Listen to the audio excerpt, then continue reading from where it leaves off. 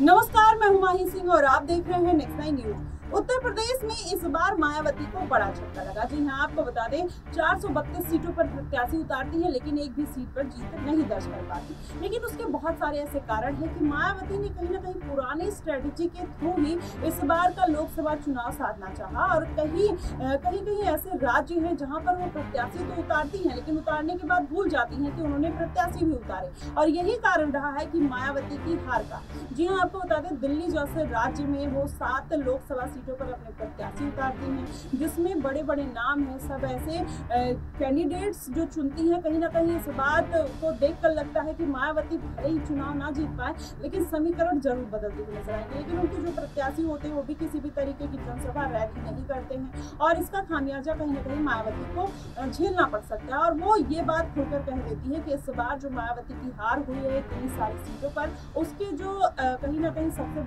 बड़े कारण है वो कहीं ना कहीं मुस्लिम जो प्रत्याशी उन्होंने उतारे उनकी सबसे बड़ी गलती थी। इस तरीके की बात कहती है, और कहीं ना कहीं मुस्लिम समुदाय मायावती से नाराज नजर आता है। और वहीं चंद्रशेखर आजाद लगातार मुस्लिम वोटर्स को साधने का प्रयास कर रहे हैं, क्योंकि मायावती से जो मुस्लिम वोटर्स हैं वो खिसकते हुए नजर आ रहे हैं। अब चंद्रशेखर आजाद वो मौका नहीं छोड़ना चाहते, इसलिए उन्होंने एक बड़ा बयान दे दिया कि कांवड़ यात्रा जब 1 महीने की निकलती है तो उसमें किसी को दिक्कत नहीं होती है, प्रशासन उनको पूरी तरीके से सपोर्ट करता है। लेकिन जब वही नमाज 20 मिनट की दिन में पढ़ी जाती है तो सबको इतनी दिक्कत क्यों हो जाती है। इस तरीके की बात कहीं ना कहीं चंद्रशेखर आजाद कहते हुए नजर आते हैं। और इसका जो बात अगर देखा जाए तो इसका खामियाजा कहीं ना कहीं मायावती को भुगतना पड़ेगा, क्योंकि चंद्रशेखर आजाद जिस तरीके से राजनीति करते हुए नजर आ रहे हैं, जिस तरीके से अपने मुस्लिम वोटर्स को साधने का प्रयास कर रहे हैं, दलित वोटर्स को तो उन्होंने साथ दिया है। नगीना सीट में जीत दर्ज करने के बाद कहीं ना कहीं ये बात साबित हो गई है कि चंद्रशेखर आजाद दलितों के नेता हैं। वैसे में मुस्लिम वोटर्स को भी साथ देते हैं और ओबीसी की तरफ रुख कर देते हैं, तो जाहिर तौर पर अखिलेश यादव